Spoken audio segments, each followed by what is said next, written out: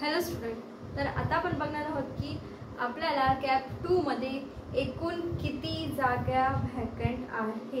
ठीक आहे, तर मी इथे हा चार्ट बनवलेला आहे की how many seats in private BMS colleges are vacant. तर आपण पहिले गव्हर्नमेंट कॉलेजेसचं बघितलं होतं, आता आपण प्रायव्हेटचं बघणार आहोत की प्रायव्हेट कॉलेजमध्ये किती सीट्स ह्या व्हॅकंट आहेत. तर आपण करणार आहोत की कंपॅरिझन. ठीक आहे, फर्स्ट कॅप 1चं आणि कॅप 2चं कंपॅरिझन करणार आहोत की या दोघांमध्ये सीटचा डिफरन्स किती आला. ठीक आहे, तर सर्वात पहिले कॅप 1 मध्ये टोटल सीट होत्या आपल्या 5082. ओके, नंतर हे पूर्ण जनरल कॅल्क्युलेशन आहे, कोणत्याही कॅटेगरी वाईज नाही. ओके, नंतर जनरल म्हणजे काय की फिमेल आणि मेल त्या दोघांनाही जनरल कोटामध्ये हे सीट भेटतात. तर त्याच्यामध्ये 3556 एवढ्या जागा होत्या कॅप 1 राऊंडमध्ये फॉर प्रायव्हेट कॉलेजेस.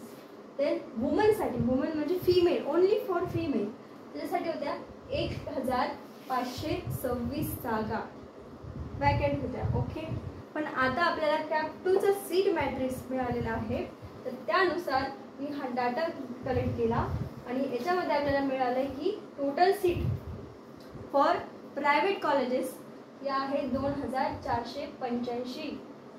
ठीक आहे,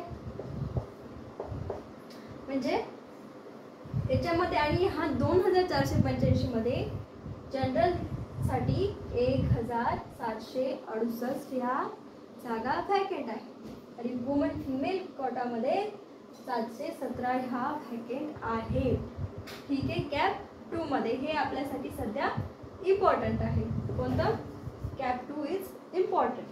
देन आता जर आपण याच्यातून डिफरन्स काढला तर आपल्याला भेटतं की ऑक्युपाईड सीट्स इन कॅप 1 म्हणजे की कॅप 1 मध्ये किती सीट ऑक्युपाय झाल्या, किती सीटला किती जणांना सीट हे अलॉट झालं आणि त्यांचं फिक्स झालं ॲडमिशन. ओके, तर 2597 एवढे टोटल सीट्स हे ऑक्युपाईड झालेले आहेत.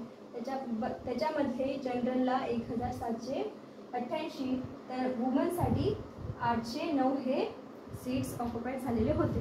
पण आपल्याला हा जो डाटा आहे हा खूप इम्पॉर्टंट आहे, कारण आपला कॅप 2 याच्यावरच अवलंबून आहे की आपल्याला कॅप 2 मध्ये टोटल जागा आहेत 2485. त्याच्यामधल्या जनरलसाठी आहे म्हणजे मेन आणि वुमेन म्हणजे मेल आणि फिमेलसाठी 1768, तर फिमेलसाठी 717.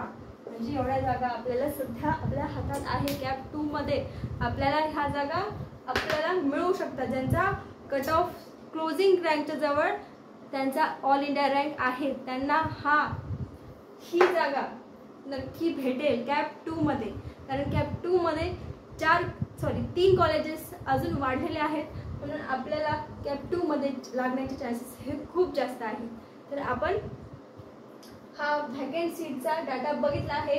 हा सीट मॅट्रिक्स म्हणून काढलेला डाटा आहे, CET सेलकडून आलेला आहे. ठीक आहे, तुम्हाला काही डाऊट असतील तर मला हे विचारा. आपण नेक्स्ट व्हिडिओमध्ये पुढील इन्फॉर्मेशन. थँक्यू.